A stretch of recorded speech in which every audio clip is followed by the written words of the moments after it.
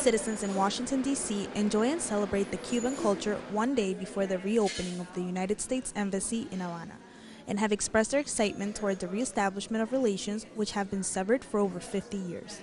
I welcome the change in the thaw-in relations because it's time to move ahead and start to understand one another better as two separate and distinct nations with different ideas about economy and politics.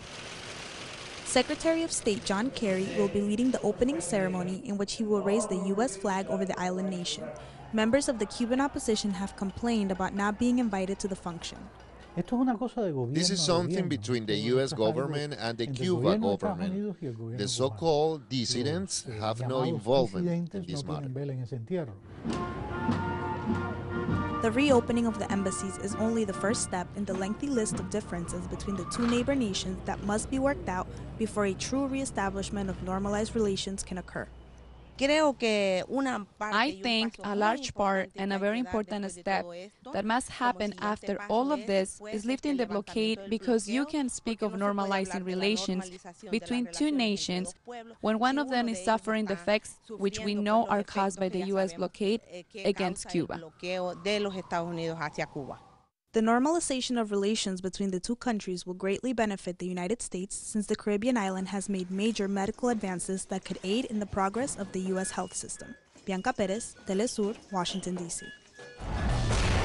Here we are in the Díaz de Agosto Avenue in front of one of the handful of demonstrations currently taking place around the city as part of the so-called National Day of Action called by opposition groups against the government of Rafael Correa. Here we have an opposition trade union that has been blocking this road for the better part of the day. On the other side of Elegido Park, which is to my right, there's a gathering of people from the Conai indigenous movement, which is also taking part in these opposition actions. Now, these come on the heels of right-wing demonstrations against proposed tax increases by the government of Rafael Correa. The government continues to try to call opposition groups towards dialogue, something which many opposition groups have already said that they're not willing to participate in. Pablo Ivanco, teleSUR,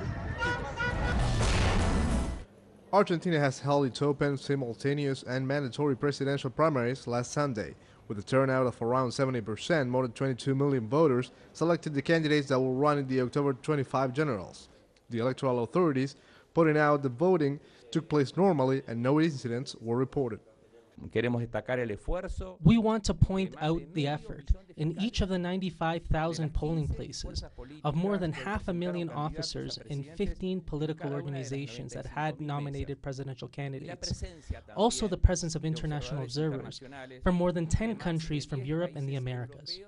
With 33% of the votes counted, the ruling fought for victorious presidential nominee Daniel Scioli led the election, reaching up to 37%. According to several analysts, this result seems to smooth Scioli's path to the generals. We want to point out the effort in each of the 95,000 polling places of more than 500,000 officers from the 15 political organizations that had nominated presidential candidates. Also the presence of international observers from more than 10 countries from Europe and the Americas. Running second in the election, the Buenos Aires city mayor Mauricio Macri beat his competitors, Member of Parliament Elisa Carrillo and Senator Ernesto Sanz, as he reached around 25% of the vote and became the presidential nominee for the right-wing coalition Cambiemos. We know how to make Argentina great, grow again.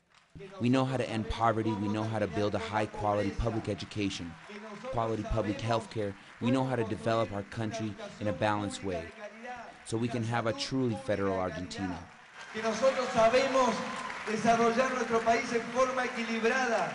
Other candidates such as Sergio Massa for the center-right coalition Una Nueva Alternativa and Margarita Stolbizer for the Liberal Front Progresistas will also compete in October. However, the results indicate the presidential race will have Macri and Scioli as its two main competitors.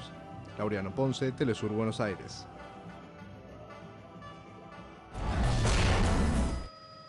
After a year of the death of Michael Brown, Ferguson protesters continued to make their voices heard asking for justice.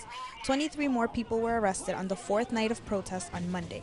The controversy behind Brown's death motivated President Obama to announce changes to police forces across the country. However, the increase of deaths of unarmed African Americans this year in the hands of white police officers demonstrates no such changes.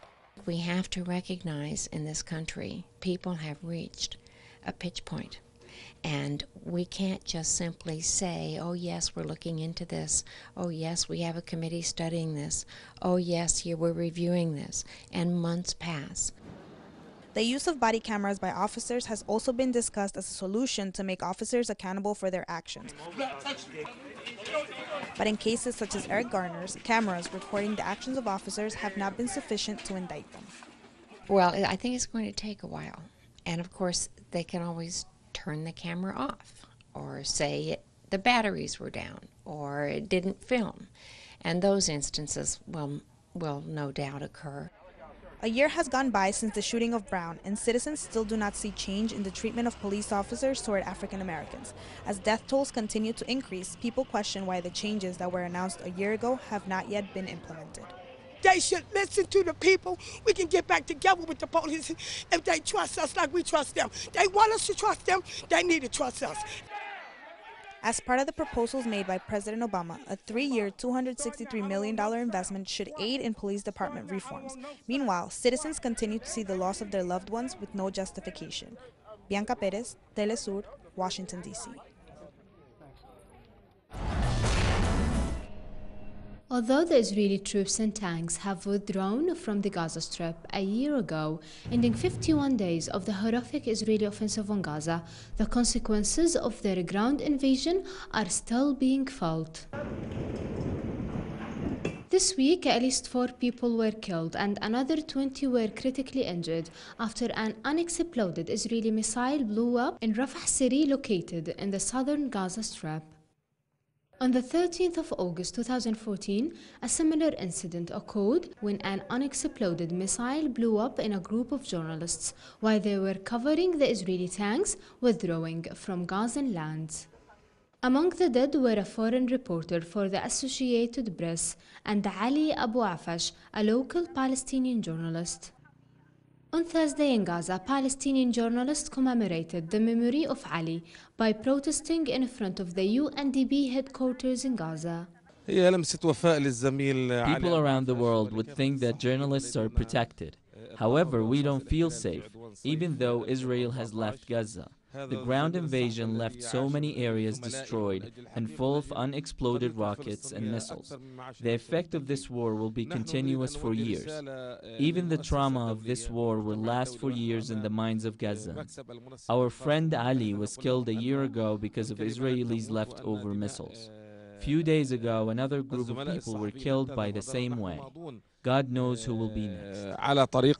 Participants in the protest held photos of Ali Abu Afash, calling upon the United Nations to send experts and engineering teams to work on defusing Israel's war leftovers.